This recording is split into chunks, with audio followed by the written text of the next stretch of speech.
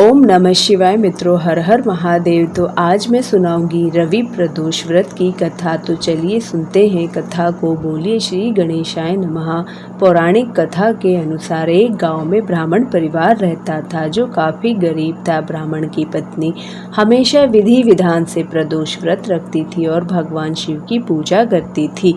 एक दिन की बात है, उसका बेटा अपने गाँव से कहीं दूसरी जगह जा रहा था।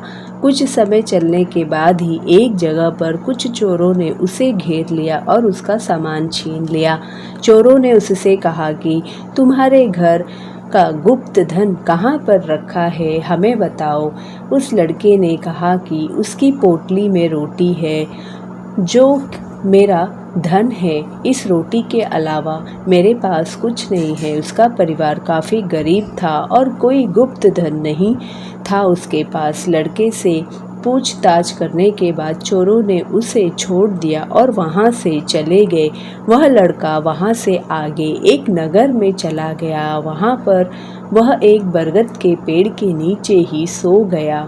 उसी बीच वहां पर राजा के कुछ सिपाही आए जो किसी चोर को खोज रहे थे। वे उस लड़के को चोर समझकर पकड़ कर ले गए और जेल में बंद कर दिया। दिन ढलने के बाद वह लड़का घर नहीं पहुंचा तो उसके परिवार वाले परेशान हो गए। उस दिन प्रदोष व्रत था। उसकी माँ ने अपने बेटे के लिए परेशान थी। उसने भगवान शिव से अपने पुत्र की सुरक्षा के लिए प्रार्थना की। माता की प्रार्थना को भगवान शिव ने सुन लिया। उस रात राजा के स्वप्न में भगवान शिव जी प्रकट हुए। उन्होंने राजा से कहा कि उसकी जेल में जो लड़का बंद है वह चोर नहीं है, वह एक निर्दोष है। उसे तुम मुक्त कर दो। यदि ऐसा नहीं करोगे तो तुम्हारा सब कुछ खत्म हो जाएगा।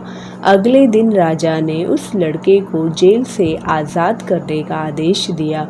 उस लड़के को राजा के सामने लाया गया और उसने सारी बात बताई। उस दरबार में लड़के के माता पिता भी आए थे। राजा ने उनको उनका बेटा सौंप दिया और 5 गांव जीवन यापन करने के लिए दान कर दिया।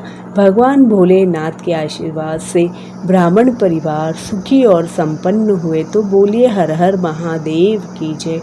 ओम नमः शिवाय।